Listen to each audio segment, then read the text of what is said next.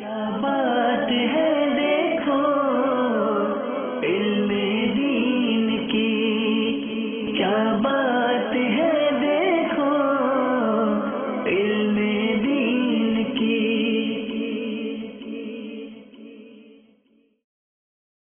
الحمدللہ رب العالمین والصلاة والسلام علی سید المرسلین، اما بعد فاعوذ باللہ من الشیطان الرجیم، بسم اللہ الرحمن الرحیم۔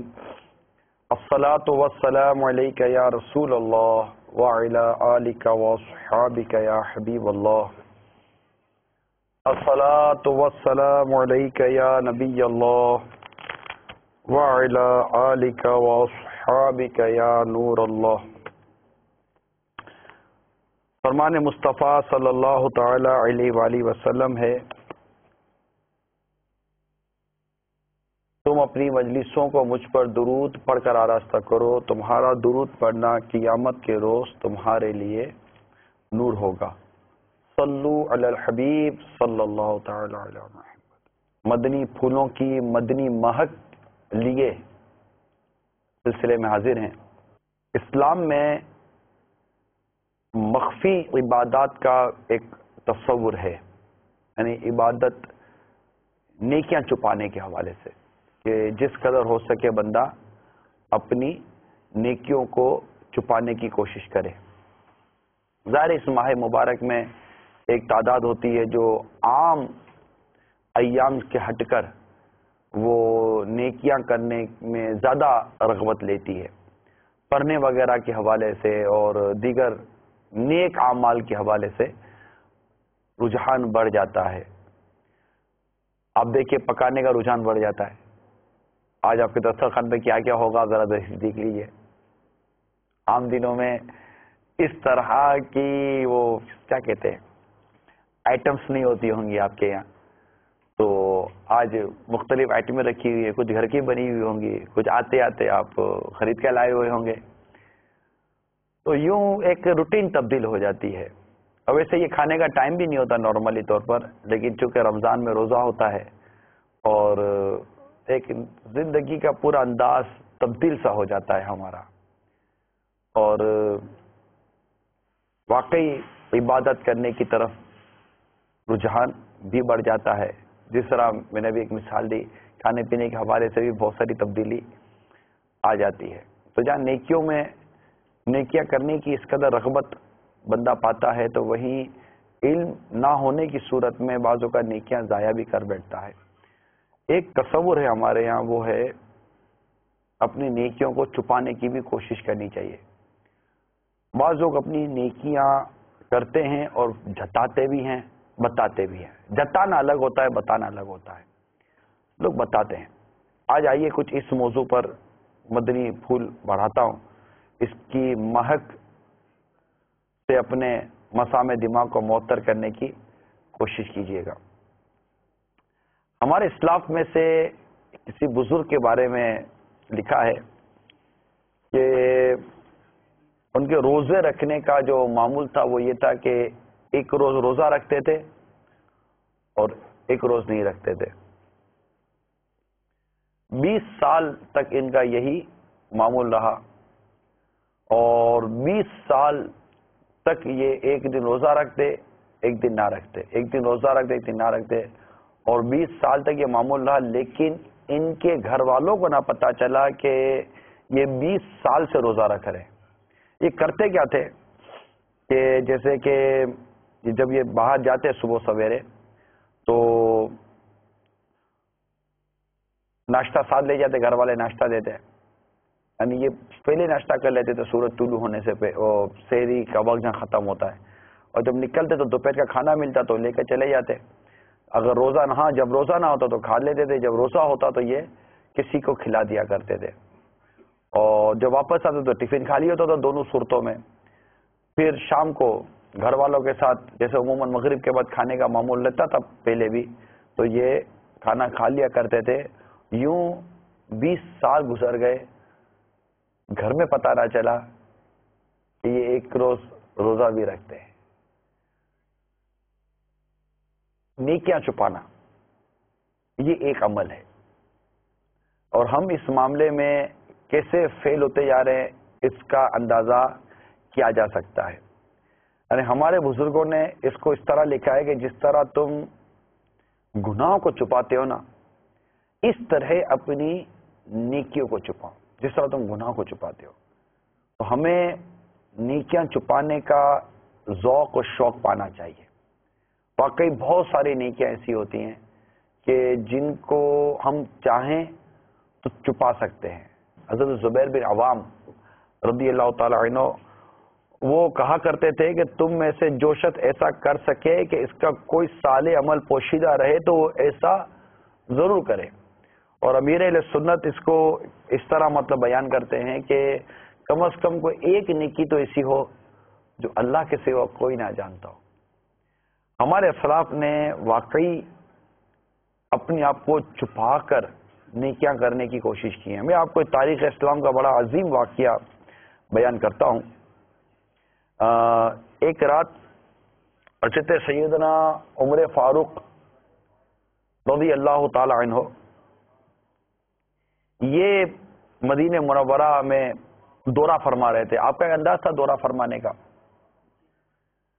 آپ کی ملاقات ایک ایسے مسافر سے ہوئی جو راستے میں بڑی مطلب پریشانی کے عالم میں تھا. اس کا وہ خیمہ تو نصب تھا لیکن بڑا بوسیدہ قسم کا اس کا خیمہ تھا، پریشان حال تھا. تو آپ نے اسے استفسار فرمایا کہ بھائی تم کون ہو؟ وہ بولا ایسے ہی مسافر سا ہوں، امیر المومنین کی بارگاہ میں حاضر ہو کر ان سے کچھ امداد حاصل کرنا چاہتا ہوں.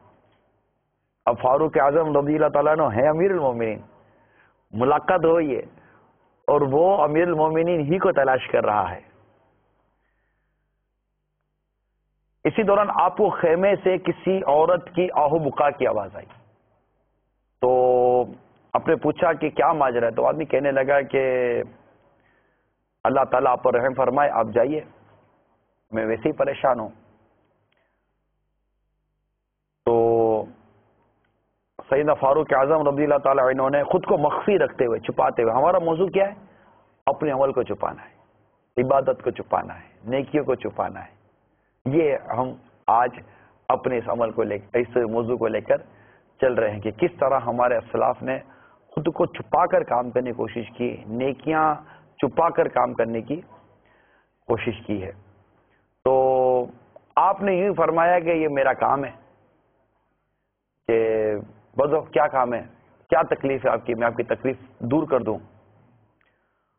تو اس نے پھر اس طرح کا ماجرا بتایا کہ وہ میرے بچے کی ولادت ہونے والی ہے اور یہ اسی کی جیسے کہ آواز ہے، آخری لمحات ہیں، تکلیف میں ہیں اور میرے پاس کوئی ایسی چیز نہیں، کوئی کھانا پینا نہیں، میں کافی پریشان ہوں، میں آپ کو کیا بیان کروں. اب آپ سمجھ رہے تھے کہ یہ کس قدر تکلیف کی عالم میں ہے اور اس کے گھر میں بچے کی آمد کا سلسلہ ہے، بالکل وہ خالی کچھ ہے ہی نہیں اس کے پاس. سیدنا فاروق اعظم رضی اللہ تعالی عنہ اس کو تسلی دے کر فوراً گھر پہنچے، اپنی زوجہ محترمہ کو لیا کہ آؤ، ہو سکتا ہے کہ تمہیں اللہ تعالیٰ کی بارگاہ سے کوئی بہترین نیکی مل جائے. اور سارا ماجرا سنایا. آپ کی زوجہ محترمہ رضی اللہ تعالی عنہ کچھ سامان جو ضروری سامان ہوتا وہ لے کر اس بوسیدہ خیمے کے پاس پہنچی اور آپ خیمے کے اندر تشریف لے گئیں. فاروق اعظم رضی اللہ تعالیٰ عنہ چند لکڑیاں وغیرہ لے کر اور آگ جلائی اور آگ جلا کر کچھ کھانا پکانے میں آپ مصروف ہو گئے. امیر المومنین فاروق اعظم رضی اللہ تعالیٰ عنہ، آپ کی زوجہ محترمہ اندر میں ایک غریب پریشان حال ایک عورت کی امداد کر رہی ہے. امیر المومنین فاروق اعظم رضی اللہ تعالیٰ عنہ وہاں بیٹھے اس پریشان حال کی پریشانی دور کرنے کی جس طرح کوشش کر رہے ہیں، یہ معاملہ بھی آپ سنتے چلے جا رہے ہیں. خیر، ہنڈیا آگ پر چڑھا دی گئی، یہاں تک کہ دھواں جو تھا نا وہ سیدنا فاروق اعظم رضی اللہ تعالی عنہ کی داڑھی کے درمیان سے گزرتا چلا جاتا تھا. اور وہ آدمی حیرت کے ساتھ انہیں دیکھ رہا تھا کہ یہ کون شخص ہے جو اس قسمہ پرسی کے عالم میں، میری اس بے بسی کے عالم میں میری اس طرح مدد کر رہا ہے۔ اسی دوران اندر سے آواز آئی، امیر المومنین اپنے ساتھی کو خوشخبری سنا دیجیے، اللہ نے اس کو بیٹا عطا فرمایا ہے۔ آئے ہائے ہائے ہائے، آدمی نے جب امیر المومنین کا لفظ سنا چوک اٹھا اور گھبرا کر پوچھا کہ آپ امیر المومنین عمر بن خطاب ہیں رضی اللہ تعالی عنہ؟ سیدنا فاروق اعظم رضی اللہ تعالی عنہ نے جواب دیا کہ ہاں میں ہی عمر ہوں۔ اب وہ آدمی پریشان اور گھبرا گیا نا۔ اب سوچئے امیر المومنین رضی اللہ تعالی عنہ کی کیفیت کو دیکھ کیسا پریشان ہو گیا ہوگا، کیسا سہم گیا ہوگا وہ۔ آپ نے ارشاد فرمایا اپنی جگہ بیٹھے رہو۔ پھر آپ نے آگ سے ہنڈی اٹھائی اور اس خیمے کے قریب لائے اور اپنی زوجہ محترمہ رضی اللہ تعالی عنہا سے ارشاد فرمایا کہ اپنی بہن کو کھانا کھلا دو، اور آپ بھی اس شخص کے ساتھ بیٹھ گئے اور دیر تک اس کے ساتھ بیٹھے رہے۔ پھر فرمایا تم بہت دیر سے جاگ رہے ہو، کھاؤ، تمہاری تھکن اللہ نے چاہا تو اتر جائے گی۔ خیر یہ کہتے ہوئے فاروق اعظم رضی اللہ تعالی عنہ جانے لگے اپنی زوجہ محترمہ کو لے کر، اور فرمایا صبح کو ہمارے پاس آنا، ہم تمہارے کھانے پینے اور رہائش وغیرہ کا بندوبست کر دیں گے۔ میرے میٹھے اور پیارے اسلامی بھائیوں، کسی کمال کی بات ہے نا، اتنی بڑی سلطنت کے امیر المومنین سیدنا فاروق اعظم رضی اللہ تعالیٰ عنہ، جن کی ہیبت اور جن کے دبدبے کی تو بات ہی کچھ اور ہے، اور کس قدر یہ خوبصورت عمل، اب غور کیجئے کہ کوئی جاہو وجاہت کا ایک انداز جس کو کہتے ہیں وہ ایسا کچھ نہیں، ایک سمپلٹی، ایک سادگی کے ساتھ، اور ایک غریب شخص کی مدد کرنے کا جو انداز تھا۔ جی ہاں، یہ رمضان مبارک میں ہمیں اس بات کا احساس دلایا جاتا ہے کہ غریبوں کی مدد کرو، پریشان حالوں کی مدد کرو، دکھیوں کی مدد کرو، مگر کون کرے ان دکھیوں کی مدد؟ کون کرے ان پریشان حالوں کی مدد؟ یہ بھوکوں سے بلکتے ہوئے لوگوں کی مدد کون کرے؟ ان غریب بچوں کی مدد جن کو آج اس رمضان مبارک کے مہینے میں بھی پراپر کھانا نہیں ملتا۔ ہمارے دسترخوان بڑے عمدہ ہیں، اللہ تعالیٰ آپ کے دسترخوان میں اور برکت عطا فرمائے، اور برکت عطا فرمائے، اور برکت عطا فرمائے، اللہ تعالیٰ زوال نعمت سے بچائے۔ لیکن اس کیفیت کو دیکھیے، اور ساتھ ہی چھپانا دیکھیے، خود کو کس قدر چھپا کر کام کیا ہے۔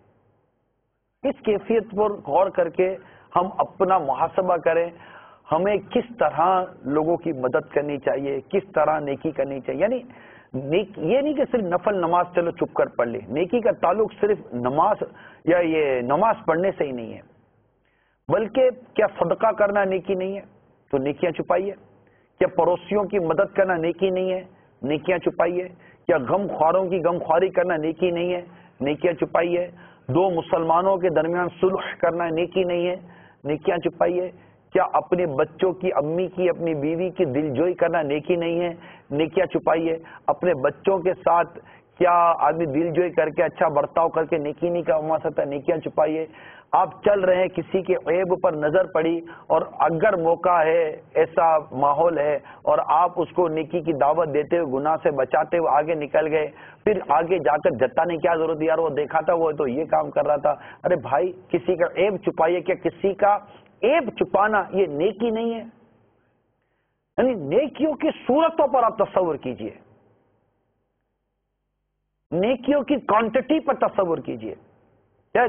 کیا وہ نیکیاں یہ چیزوں کو چھپانا کیا تو ہم یہاں نہیں سوچیں گے کہ یہ بھی نیکی ہے میں اس کو چھپاؤں, کسی یتیم کی مدد کی چھپا دیا جائے, کہ چھپا کر جو یہ صدقہ وغیرہ کرتے نا اس کا ایک اپنا ثواب ہے, اس کا ایک اپنا لطف ہے. چھپا کر صدقہ کرنا, کتابوں میں لکھا ہے کہ چھپا کر صدقہ کرنا یہ رب کے غضب کو ٹھنڈا کر دیتا ہے. چھپا کر صدقہ کرنا. تو ہم اس پر غور کیجئے کہ ہم نے کتنوں کی مدد چپ کر کی, کتنوں کی غمخواری چپ کر کی, کون کون سی عبادتیں ہم نے چپ کر کی ہیں. ان تمام چیزوں پر غور کریں. اللہ تعالی ہم سب کو نیکیاں چھپانے کی توفیق عطا فرمائے, لوگوں کی اخلاص کے ساتھ, دنیا کو دکھانے کے لیے نہیں, محض اللہ کی رضا کے لیے لوگوں کی غمخواری کرنے کی, لوگوں کی مدد کرنے کی, لوگوں کے دلجوئی کرنے کی توفیق عطا فرمائے. آپ آج اپنے بہترین دسترخوان پر بیٹھے ہیں, ہو سکتا ہے کہ کسی کے ماں باپ آج بھوکے ہوں, ہاں ہو سکتا ہے کہ آپ کے والدین کے دسترخوان پر وہ نعمتیں نہ ہوں جو آج آپ کے دسترخوان پر ہیں. اب تو شادی کے بعد الگ ہو گئے نا اپنے بچوں کو لے کر, ہو سکتا ہے کہ آپ کے والدین تکلیف میں ہوں. نوٹ کر لیجئے, غور کر لیجئے, پوچھ ہی لیجئے. بہت سارے اچھے کام کرنے کا موقع ہے.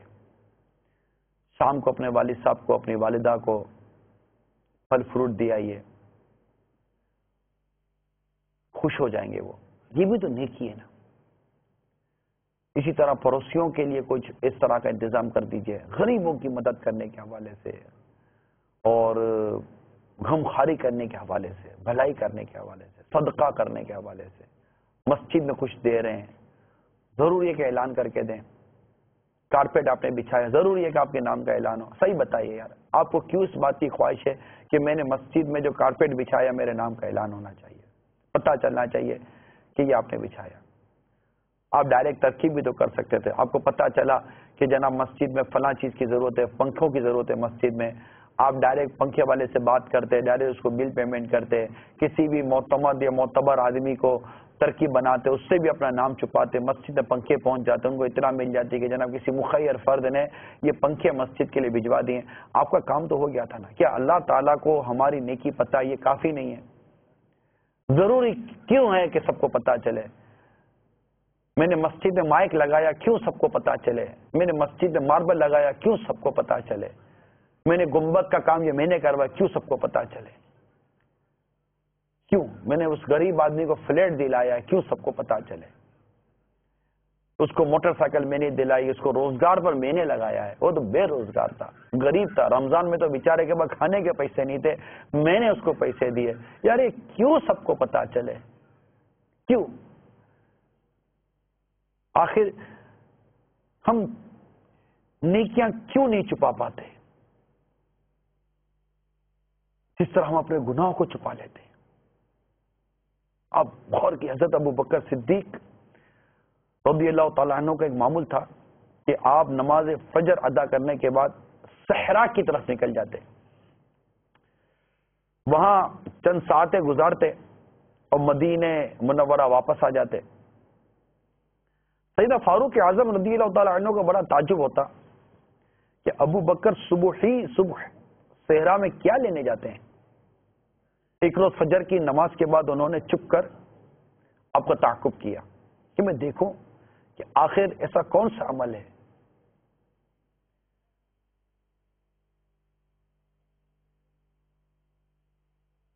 آپ نے دیکھا کہ اب سیدنا صدیق اکبر رضی اللہ تعالیٰ عنہ معمول کے مطابق مدینے سے نکلے اور صحرا میں ایک پرانے خیمے کے اندر داخل ہو گئے. آپ ایک چٹان کی اور چپ کر ملاحظہ کرنے لگے. تھوڑی دیر کے بعد خیمے سے باہر آئے اور مدینہ منورہ کی طرف دوبارہ روانہ ہو گئے.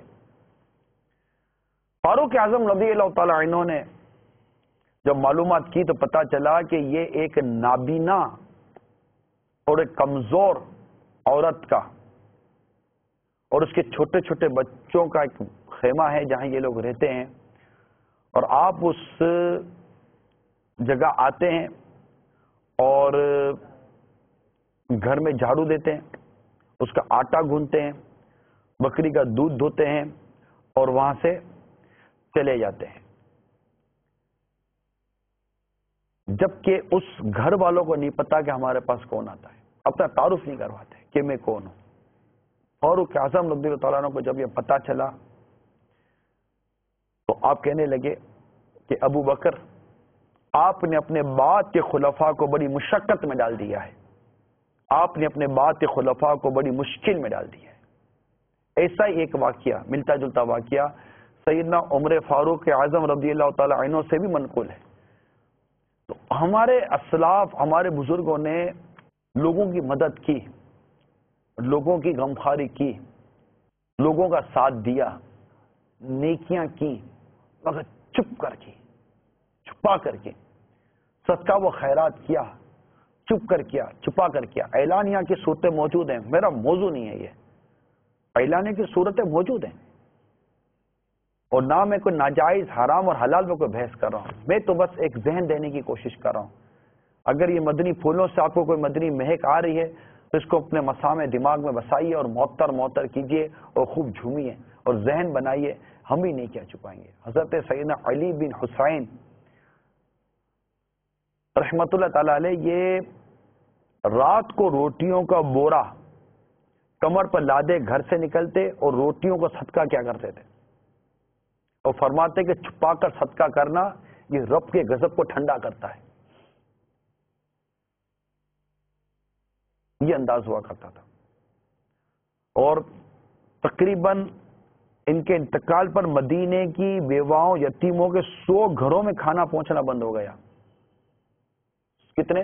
100 گھروں میں کھانا پہنچنا بند ہو گیا، اور پھر پتا چلا ان کے انتقال کے بعد کہ یہ 100 گھروں میں جو بیواؤں یتیموں کا جو گھر تھا، ان کے گھروں میں جو کھانا پہنچتا تھا، یہ کھانا اس بارگاہ سے آیا کرتا تھا، یہ کرتے تھے۔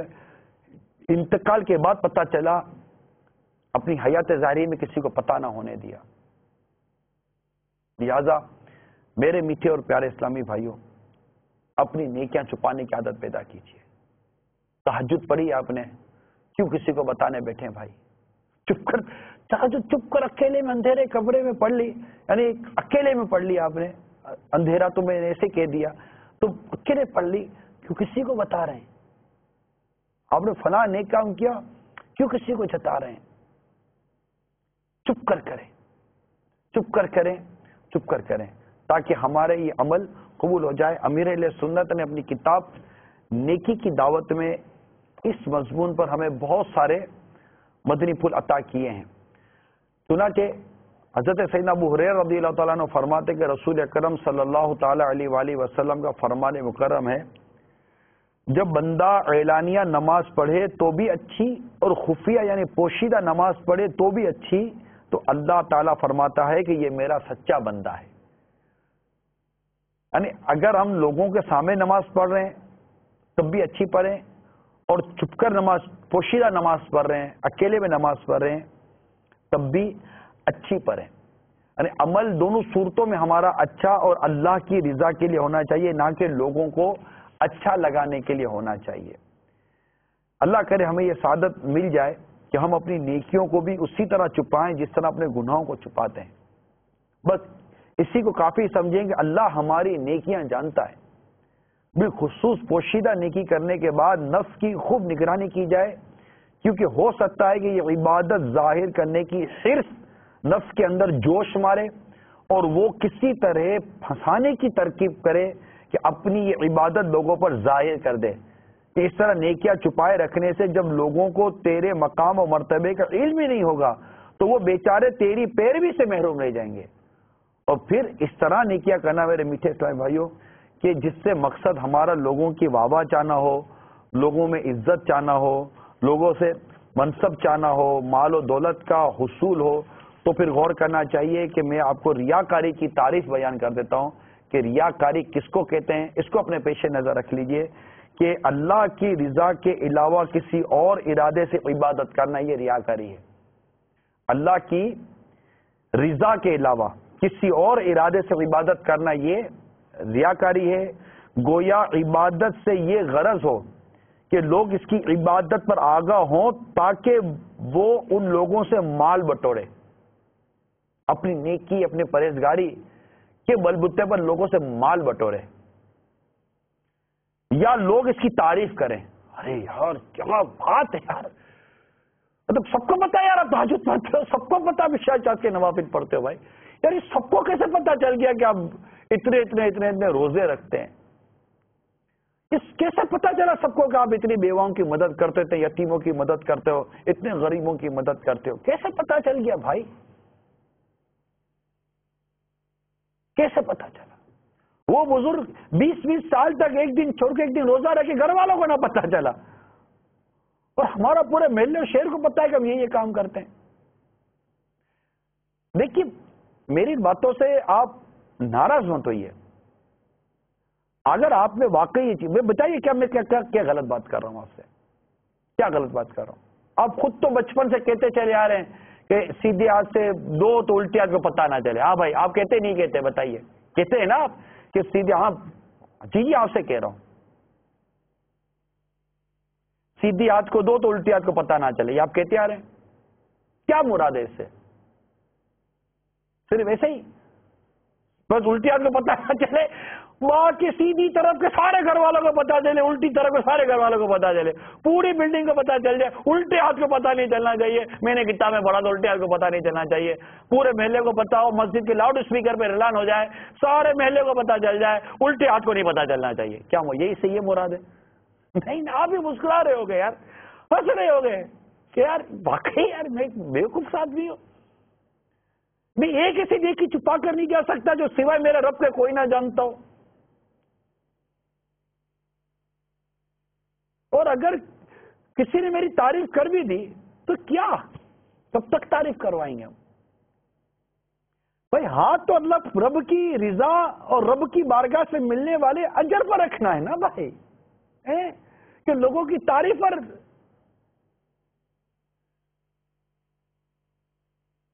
شہرت کی وجہ سے کیا ہم اچھے کام کر رہیں گے کہ میں مشہور ہو جاؤں گا، سقیب مشہور ہو جاؤں گا، روزہ دار مشہور ہو جاؤں گا، میں قاری مشہور ہو جاؤں گا، میں نمازی مشہور ہو جاؤں گا؟ کس وجہ سے عبادت کر رہے ہیں؟ کس وجہ سے نیکی کر رہے ہیں؟ تعریف کو اپنے ذہن نشین رکھیں گے اور اس تعریف کو فوکس کریں.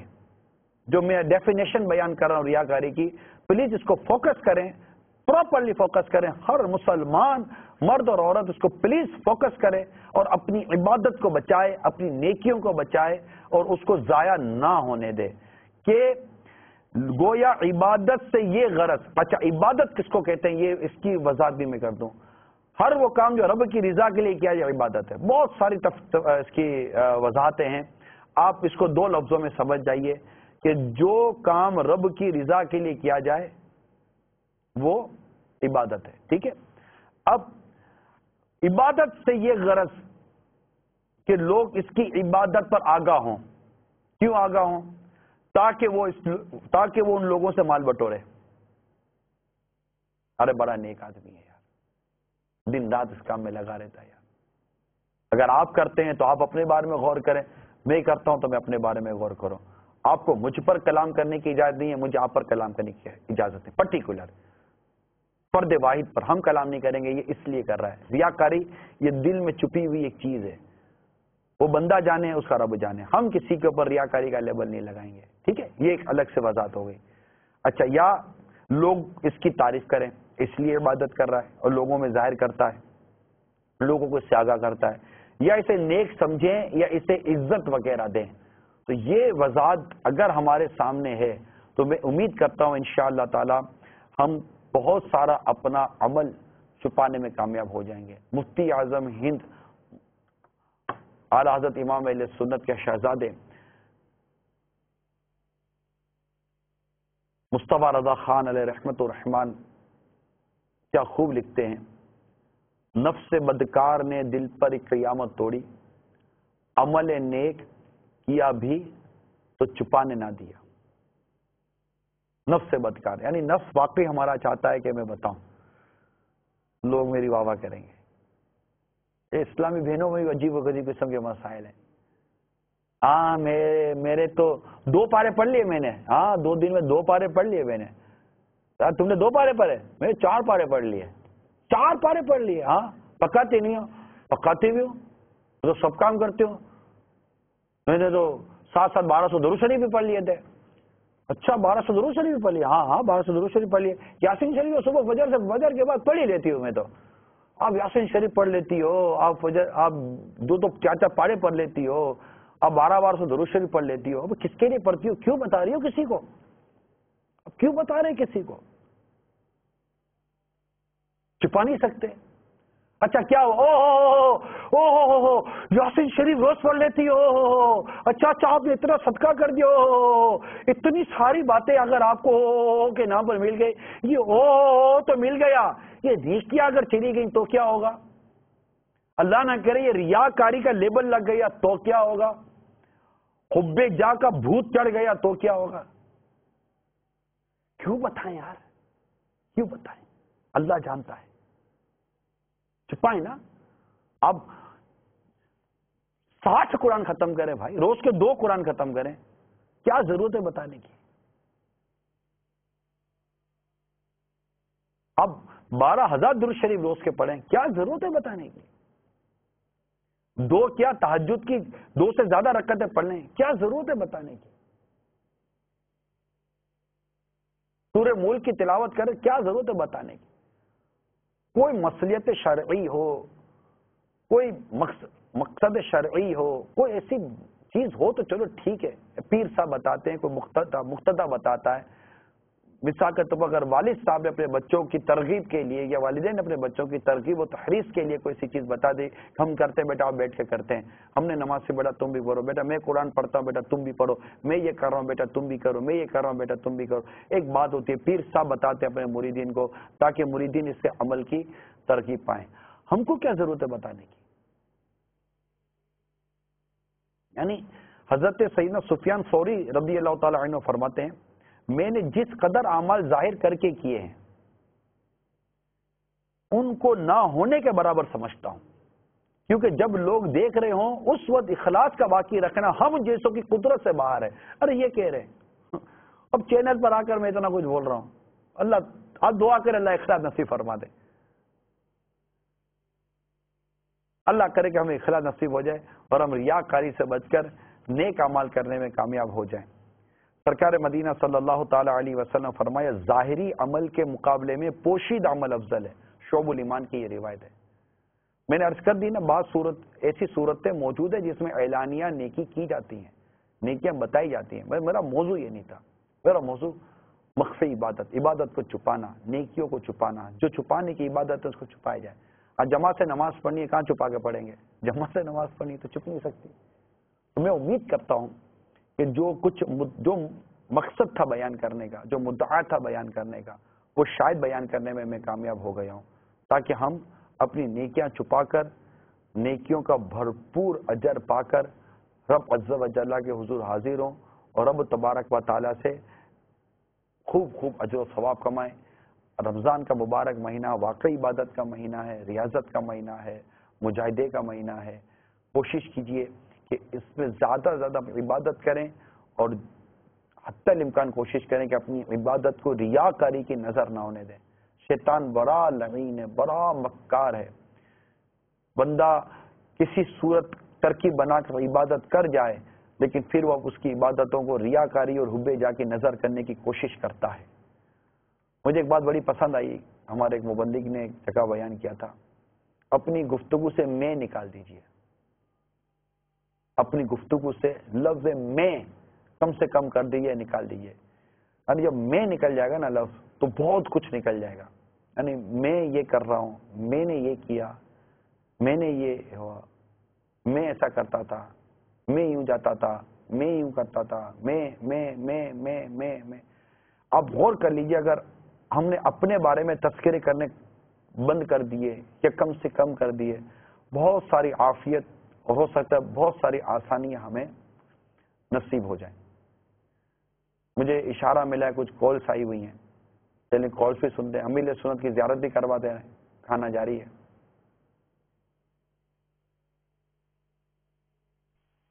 السلام علیکم. وعلیکم السلام ورحمۃ اللہ وبرکاتہ. ماشاء اللہ مدنی پھولوں کی مدنی مہک جو سلسلہ ہے بہت ہی زیادہ انفارمیٹیو اور نالجیبل ہے، پر مجھے ایک سوال کرنا تھا، جیسے کہ ابھی ہم لوگ افطاری کے بعد موسٹلی دسترخوان پہ بیٹھے ہوتے ہیں، اور آپ اتنی جلدی افطاری کر کے پروگرام کیسے لائیو مطلب کس طرح کر لیتے ہیں؟ السلام علیکم ورحمۃ اللہ وبرکاتہ۔ وعلیکم السلام ورحمۃ اللہ وبرکاتہ۔ ابھی جا کر کھانا کھاؤں گا میں، البتہ حوصلہ افزائی کا آپ کا بہت بہت شکریہ، آپ کو سلسلہ بھی پسند آیا، آپ کا اس کا بھی شکریہ، اور یہ کلمات جو آپ نے کہے یقیناً ان کلمات سے خوشی نصیب تو ہوتی ہے، مگر میں الحمدللہ عز و جل وہ جا کر پھر ابھی جیسے سلسلہ ختم ہوگا تو میں پھر جا کر کھانا کھا لوں گا اللہ کی رحمت سے، مجھے کوئی بہت زیادہ مشقت نہیں اٹھانی پڑتی، البتہ یہ کلمات وہ ہیں، یہ کلمات مشقت کو آسان کر دیتے ہیں، یعنی کہ جب لوگ کسی کا عمل پر تعریف کریں نا تو تعریف یہ بہت ساری مشکلات آسان کر دیتی ہیں، ارے واہ آپ تو بس یار تھکتے نہیں آپ، اور اس کی تھکن اتر گئی آپ کو دیکھا، اب آپ کو کہہ دینا یار آپ تھکتے نہیں ہیں، آپ کی واقعی تھکن اتر آپ بول رہے نہیں نہیں نہیں نہیں نہیں، حالانکہ آپ تھکے ہوئے ہوتے تو نہیں نہیں نہیں بولنے کی کیا ضرورت ہے، بول رہا میں تھک جاتا ہوں، میں کیا کروں کام بھی کرنا ہے، اور اگر مشقت نہیں پڑتی تو کہتے نہیں کوئی اتنا خاص مشقت نہیں پڑتی، نارمل سی مطلب کہ وہ چل جاتی ہے، مگر حقیقت یہ جو امام غزالی علیہ رحمۃ اللہ الوالی نے بہت پیارے مدنی پھول دیے ہیں کہ یہ جو تعریف ہے نا، تعریف یا جس کو کہ تعریف تو چلو لوگوں نے آپ نہ چاہتے ہوئے کر دی، لیکن جب لوگ کوئی شخص تعریف ایکسپیکٹ کرتا ہے اور جب اس کی تعریف کی جائے نا تو وہ واقعی ایسا ہوتا ہے کہ اس کے لیے مشقت آسان ہو جاتی ہے، یعنی بعض اوقات انسان بڑی بڑی چیزوں سے بچ کر نکل جاتا ہے مگر یہاں آ کر پھنس جاتا ہے، اور وہ حب جاہ، شہرت طلبی اور لوگوں کا تعریف کرنا۔ تو حوصلہ افزائی خیر اچھی چیز ہے، حوصلہ افزائی کرنی چاہیے اگر آپ واقعی ہر دل عزیز بننا چاہتے ہیں، اور جیسے آپ ابھی کھانا آپ کھا چکے ہو گا، پتہ نہیں آپ نے کیا یا نہیں کیا، بیچاری نے اتنی مشقت کے ساتھ آپ کے لیے کتنی چار چیزیں پکا کر رکھی ہوں گی، اگر اچھی تھی تو کہہ دیا یار ماشاءاللہ آپ نے اچھا کھانا پکایا، یقین مانیے اس کی تھکن اتر جائے گی۔ اچھا کھانا نہیں تھا کیسے بولے، ہاں اچھا کھانا نہیں تھا تو ٹھیک ہے، کچھ تو اچھا ہوگا، شربت تو میٹھا ہوگا، شربت تو پیتے ہو گیا، چلو یہ نہ بولو کھانا اچھا تھا، خالی کم از کم یہی دیں آپ کو آج بڑی تکلیف ہوئی ہوگی کھانا پکانے میں، روزے کی حالت میں، یہ ہو تو کیونکہ سامنے بھی سے تو ریپلائی آتا ہے نا کہ آج آپ تھک گئے ہوگے باہر سے کما کر لائیں، تو اس طرح کر کے اگر ایک دوسرے کی حوصلہ افزائی کریں گے نا، یقین مانے آپ کا گھر امن کا گہوارہ بن جائے گا۔ حوصلہ افزائی کرنا سیکھیے، اللہ تعالی ہم سب کو حوصلہ افزائی جائز طریقے سے کرنے کی توفیق عطا فرمائے۔ جی کال سنائیے۔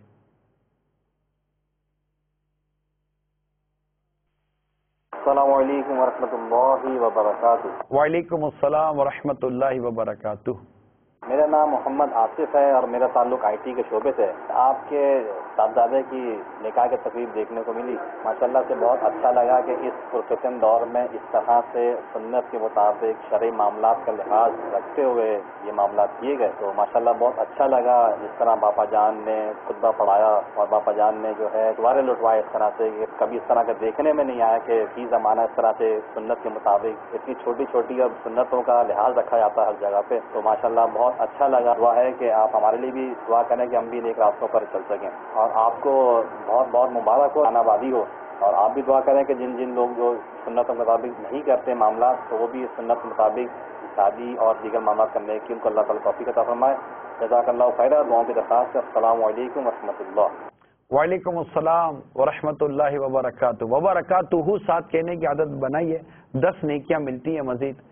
اور آصف بھائی اللہ تعالیٰ آپ کو جزائے خیر عطا فرمائے، آپ نے حوصلہ افزائی کی ہے، اور دعا کریں کہ اللہ اخلاص کے ساتھ سنتوں پر عمل کرنے کی توفیق عطا فرما دے۔ البتہ یہ ضرور ہے کہ میں آپ کی کال جب سن رہا تھا مجھے ایک بزرگ کا کال یاد آیا کہ لذت کے لیے گناہ مت کر کہ لذت ختم ہو جائے گی، گناہ رہ جائے گا، اور تکلیف کی وجہ سے نیکی مت چھوڑ، تکلیف ختم ہو جائے گی، نیکی رہ جائے گی۔ تو یہ جو نیکیاں ہیں نا یہ رہ جاتی ہیں، گناہ یہ بھی رہ جاتے ہیں۔ لذتیں ختم ہو جاتی ہیں، تکلیفیں ختم ہو جاتی ہیں. ہم اپنی دعوتوں میں 2-2 4-4 5-5 دن تک، ہفتے تک جس طرح کے خرافات کرتے ہیں، کیا ہوتا ہے آخر؟ ختم. رشتے دار تنگ ہوتے ہیں، پتہ ہے وہ ہفتہ 10 دن تک او من چلے قسم کے ہوتے ہیں، وہ مزے لے رہے ہوتے ہیں، گناہ بھرے، اللہ تعالیٰ کی پناہ، مگر ایک تنگ آ جاتے ہیں کہ روز نئے کپڑے، روز یہ تیاریاں، روز یہ کر کے بیزار ہو جاتے ہیں. لیکن اب چل پڑی ایک ٹرین، تو اب اس کا کیا کیا جائے. لیکن کیا ہفتہ 10 دن ختم، وہ دولہا دلہن سب اپنے راستے پر، وہ سب اپنے راستے پر، گناہ رہ گئے، لذتیں ختم ہوئی. لذتیں بھی کیا، بازوں کے لذتیں، بازوں کے خرچے سر پہ کھڑے ہوتے ہیں روزانہ، وہ دعوتوں کے نام پر خرچوں کے خرچے پال کے بیٹھے ہوئے ہیں. اس کی لذت کو اس سے پوچھو جس کے روز 100 سے ہزاروں لاکھوں روپے جا رہے ہیں. تو یوں اگر ہم سادگی کے ساتھ کرنے کی کوشش کریں، جیسے امیر علیہ سنت نے اس رات ہمیں بہت سارے مدنی پھول عطا فرمائے، شادی تو ہو ہی جائے گی، خوشیاں ہو جائیں گی، یہ دن گزر ہی جائیں گے. اللہ کی رضا کے مطابق گزرے تو کیا بات ہے مدینے کی. اور کال سنائیے. السلام علیکم ورحمۃ اللہ وبرکاتہ. وعلیکم السلام ورحمۃ اللہ وبرکاتہ. عمران بھائی، آپ کا بیان بہت ماشاءاللہ بہت اچھا ہوتا ہے. ہم سب کام چھوڑ کے آپ بیان سننا شروع ہو جاتے ہیں. ماشاءاللہ آپ بہت اچھا بیان کرتے ہیں. السلام علیکم ورحمۃ اللہ وبرکاتہ. وعلیکم السلام ورحمۃ اللہ وبرکاتہ. آپ نے حوصلہ افزائی کی، اللہ آپ کو جزائے خیر دے. ہو سکتا ہے کہ آپ سب کام چھوڑ دیتے ہوں، لیکن اس وقت میرے منی کے ناظرین بیان کے وقت کھانا نہیں چھوڑتے ہوں گے. کھانا وہ سب ڈٹ کے کھاتے ہیں. تو ٹھیک ہے، میں بھی اسی موقع سے فائدہ اٹھا رہا ہوتا ہوں کہ اب آپ دسترخوان پر بھاگیں گے کدھر، کوئی پکڑ کے رکھے یا نہ رکھے. یہ کباب بریانی نے آپ کو پکڑ کے رکھا ہوگا، دسترخوان سے بھاگنا نہیں ہے، تو میں نے آپ کو دسترخوان تک پہنچنا نہیں ہے. اس طرح اسکرین پر آپ سے کچھ مدنی پھولوں کا تبادلہ ہو جاتا ہے. البتہ حوصلہ افزائی کا بہت بہت شکریہ. صلو علی الحبیب صلی اللہ تعالی علی محمد. یہ بھی دعا کرتے ہیں اللہ مجھے مخلص بنائے اور اپنی اس کی بارگاہ سے جو اجر ملے اسے محروم نہ کرے. صلو علی الحبیب صلی اللہ تعالی علی محمد.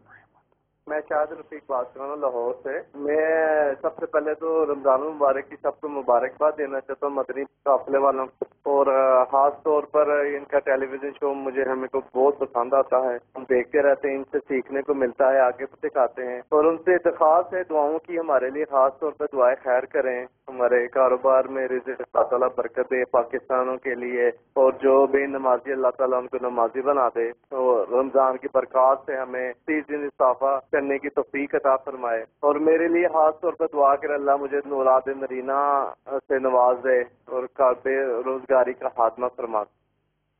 اللہ تعالیٰ آپ کی مشکل آسان فرمائے. میں آپ کو عرض کروں، اگر آپ نے ابھی کال کی ہے اور آپ اگر چینل پر ہیں، استغفار کی کثرت کریں. استغفر اللہ استغفر اللہ استغفر اللہ استغفر اللہ. مختلف استغفار ہیں. استغفار کی کثرت کریں. رزق کا دروازہ کھولنا استغفار، اولاد نہیں ہے استغفار کریں، دکھ پریشانیاں ہیں استغفار کریں، اور جیسے کہ استغفار کریں. بہت کچھ آپ کو استغفار کی بہاریں اور برکتیں نصیب ہوں گی. کثرت استغفار کریں، نمازوں کی پابندی کریں اور مدنی قافلوں میں سفر کریں. آپ فیضان مدینہ میں یا جہاں جہاں آپ کو اعتکاف یا عاشقان رسول کی صحبت نصیب ہے وہاں آ جائیں، انشاءاللہ تبارک تعالیٰ خوب برکتیں ملیں گی. رب کریم ہمیں خوب اپنی عبادت کا ذوق و شوق عطا فرمائے اور اس عبادت کو خلوص سے کرنے کی توفیق عطا فرمائے. کیا بات ہے